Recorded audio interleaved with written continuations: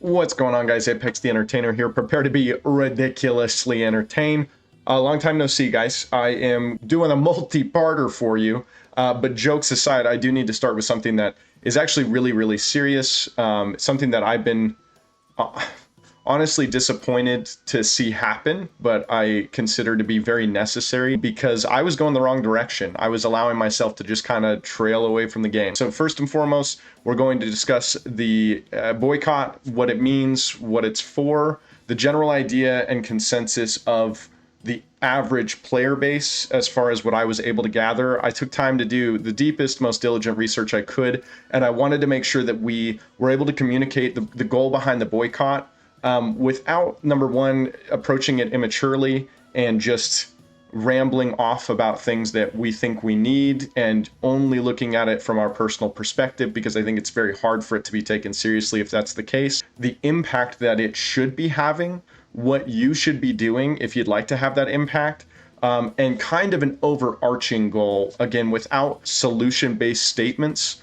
or demands. I think that there is a compromise that has to happen from both the player base and from the developers, the company as a whole. I mean, who knows where the reinforcement for them to make a ton of money is coming from. That's one thing I want to make sure is a very strong point, right? Because keep in mind, from a dev's position, you know, they generally, these are the people that really enjoy the idea behind the game, but there's backing that comes from all sorts of different sources. So I guess my point is, be careful about how you approach individual discussion with developers without recognizing that, just like any business, they're probably getting all sorts of negative and or positive reinforcement for doing the things that they've been doing lately. And we need to understand that it's a company that still needs to support surviving, being this kind of a game, which I think is really where the overarching points come in, because I wasn't a fan of initial negative feedback. And I think those have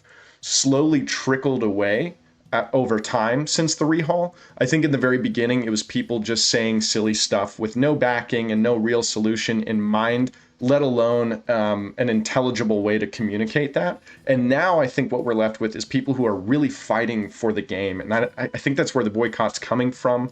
I know in no way, shape, or form am I seeing people say negative things about the game itself or the gameplay. I think people that are especially part of this boycott, you don't do boycotts because you don't like something at its core. You do a boycott because you love it. It's you taking the time to really enforce your own discipline. Because I know for me, I mean, silly as it sounds, I'm going to have a hard time not spending money on the game.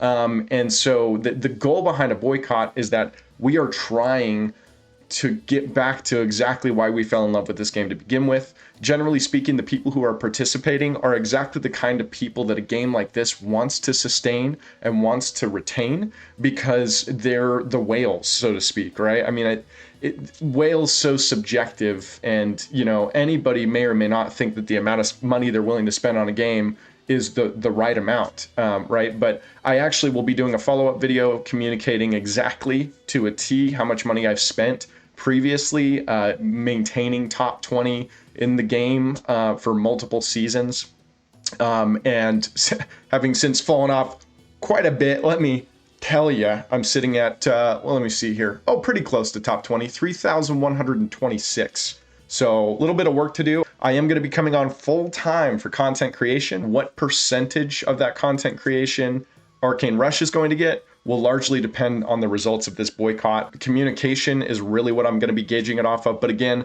I will talk more about that following up. First and foremost, we're going to look at a little informational, I don't want to say presentation. It sounds so boring. It's very interactive. I put in lots of bright lights for you guys to hold your attention. So let's take a look, see what the general consensus is of those that participated in my form that I sent out, looking to express their opinions more in depth, hoping to have a voice. And I'm hoping that I can participate in that in some way, shape, or form, because I love this game and I love the players. It's been disappointing to say the least. But without me getting all negative and mushy, let's hop on into it. Previous investment devaluation. Earlier investments provided significantly more competitive viability, leaving veteran players feeling their past support has been minimized. That's really, really important. And I find it interesting that for me, I was kind of like a newbie or a greenhorn or whatever you want to call it to the previous version of the game before the rehaul. I mean, compared to many, I guess I should say, right? Like, obviously, there's been lots of newer players since me. However, there are people who have invested time and money since the very beginning of the game.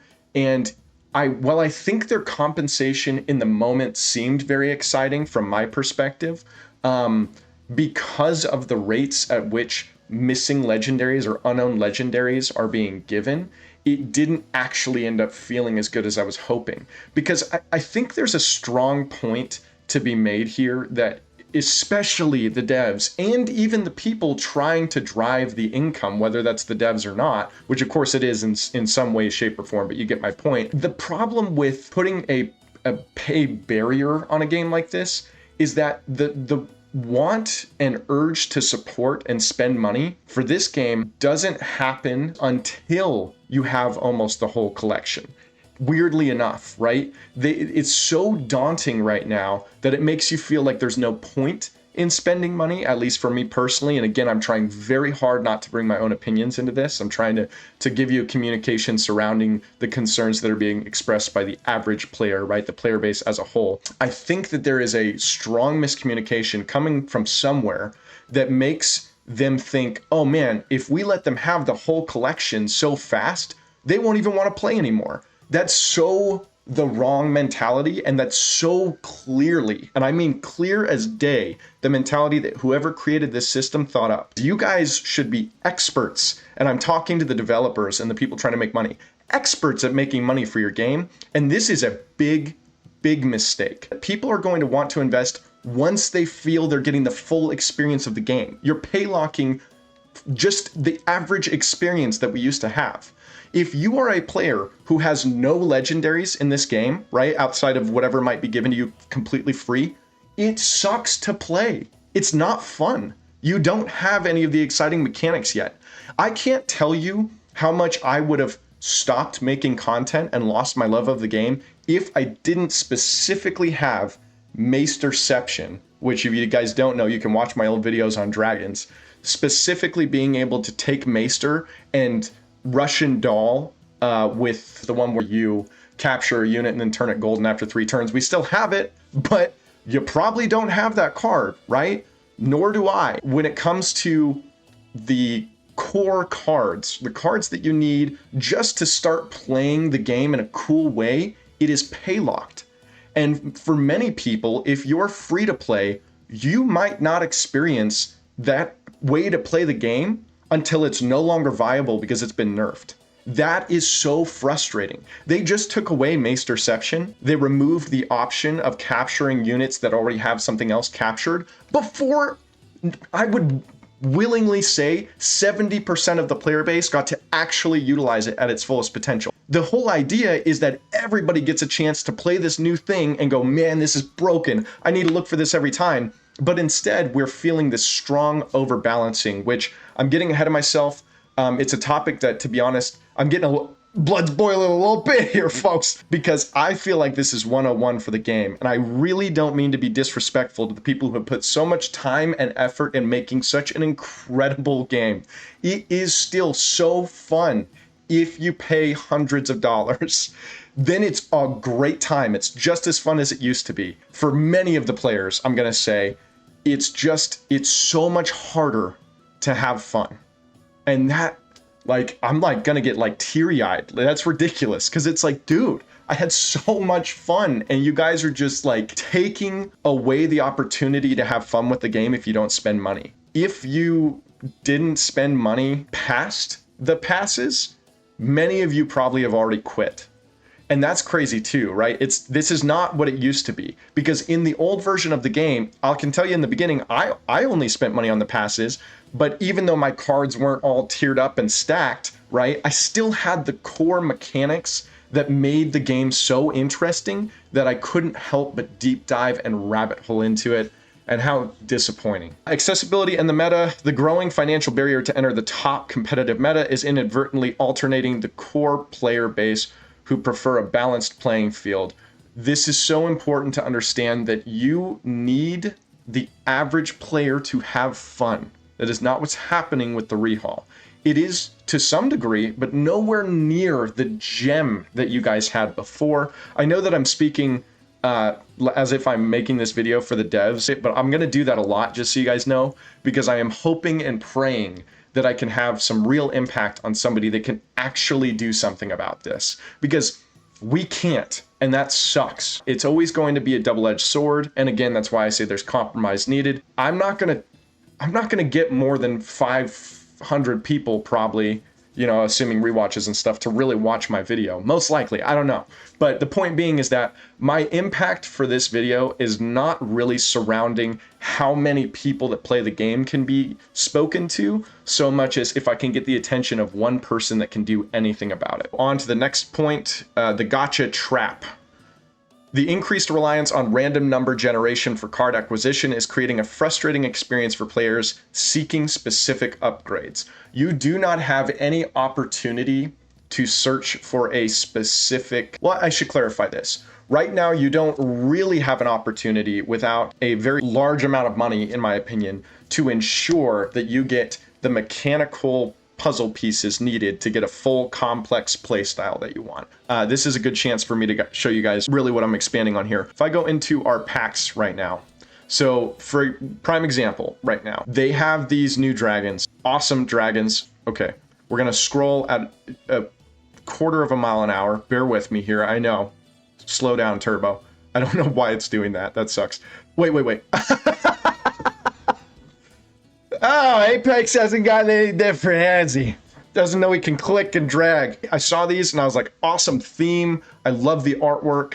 They're nailing so many things about the rehaul. I was overwhelmingly positive in my initial opinion. We have 1, 2, 3, 4, 5, 6, 7, 8, 9, 10, 11 new legendaries there. Really stop and ask yourself how often you find that you're pulling an unowned legendary when opening these premium packs. I don't have statistics, so I won't act like I know it, but you know it's difficult. It's not easy to pull unowned legendaries to begin with. And then legendary and epics have a 50% chance to be Iron Worm cards, which, if I recall, they didn't do this in the beginning. Tell me if I'm wrong, but I'm pretty sure that very first elf pack did have guaranteed elf cards. So in that case, it was an entire faction, but the concept to me went the wrong direction. We'll guarantee a faction as a whole, but instead it's, oh no, we'll guarantee cards from the set, but it's a 50% chance. So in the rare circumstance that I'm lucky enough to pull an unknown legendary, then there's a half and half chance that I'm like, oh, okay, complete waste. It sucks so much less for me being somebody who spent so much money in the beginning of the rehaul, but I'm just imagining these people who just see one legendary in here, right? Because it's not even like you're guaranteed a specific legendary. So maybe I see only one and I'm like, oh, cool. I can't get this whole kit, but there's one here that's still strong on its own and would work with my current dragon build. 1 in 11 chance that I get that after the small chance that I get an unknown legendary to begin with. And then it's a 50% chance that it doesn't matter anyway. And I could have saved up weeks. And not only did I not get the specific dragon I want, I didn't get a legendary from this kit, and I didn't even get an unknown legendary.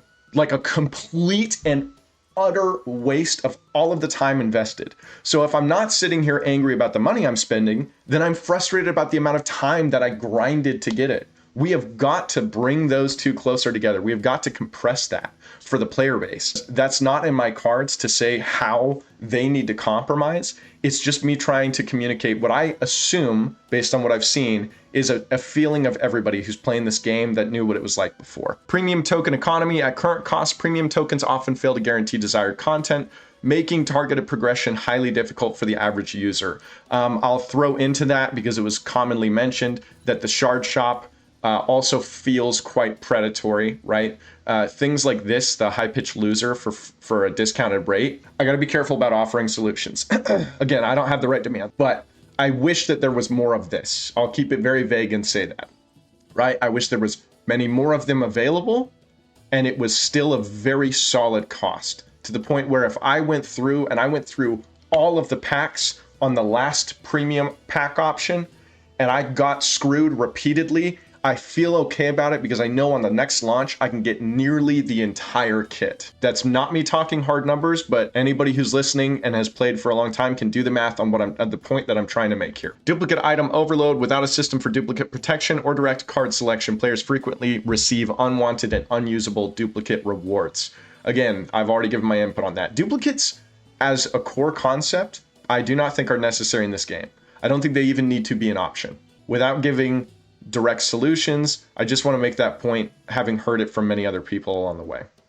The stagnant meta. This one's extremely important to me. Limited diversity behind a growing paywall. High cost of competition. New meta teams and necessary units are currently gated behind significant financial barriers, heavily restricting competitive diversity. I've already discussed that.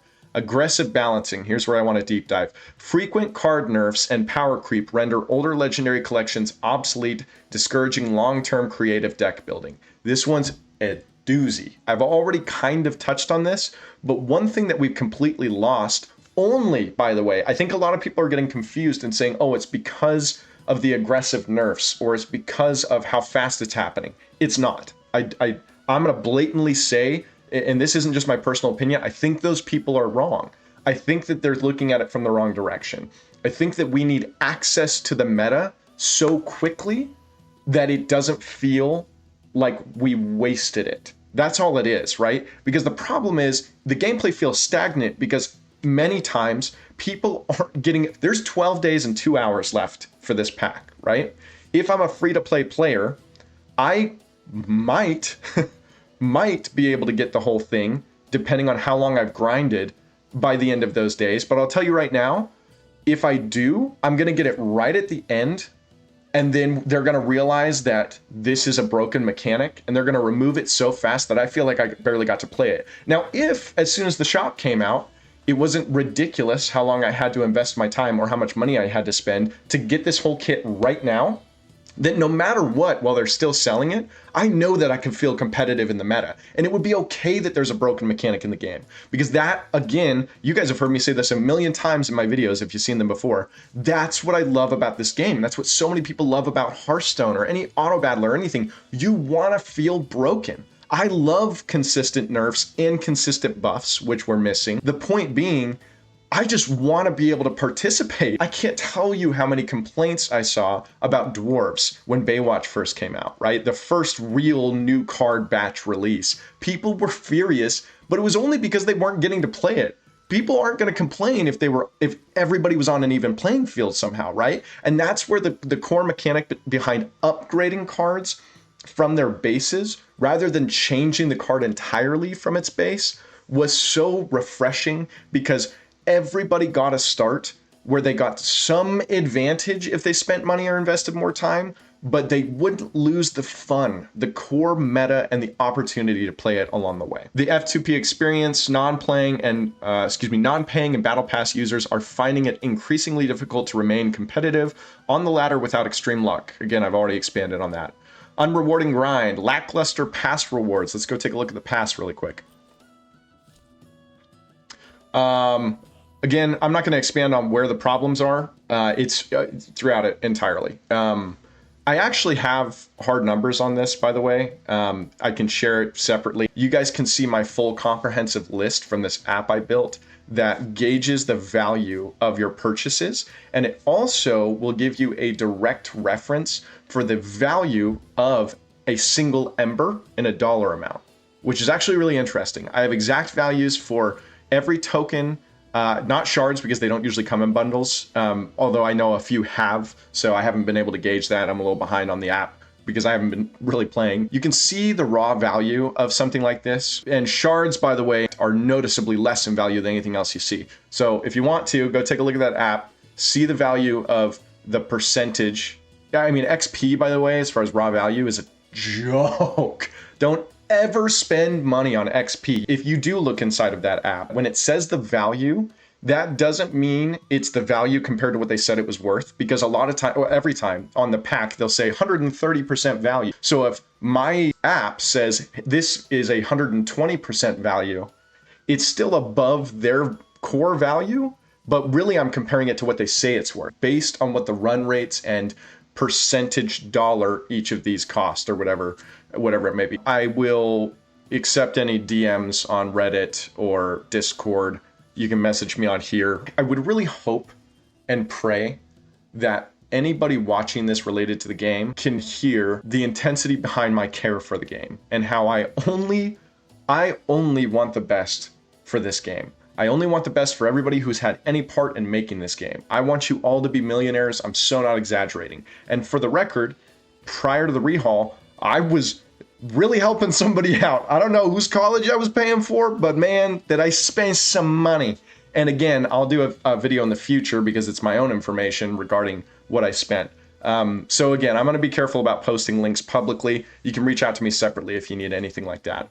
Taking a look at the card pass, again, without expanding, I'll say the only thing that I'm ever excited about whatsoever, and the average player base is ever excited about, is the unknown legendary. These are the things that people who didn't want to put in a lot of money, but they can fight for it by grinding. I'd love to see a lot more of that, as well as the player base would, of course, right? Again, I'm not going to shy away from saying things that are personal opinions if I know it's the opinion of the average player as well. Okay, stagnant game modes. Modes like the arena feel unrewarding, with cosmetic tokens providing little incentive to maintain daily participation. I haven't touched arena, and without exaggerating, I think I was one of the first top players to do this. I have not touched arena since the third day. The third day of the rehaul, I haven't clicked it, unless it was by accident. The cosmetic tokens, which is an overwhelmingly brought up subject by the player base.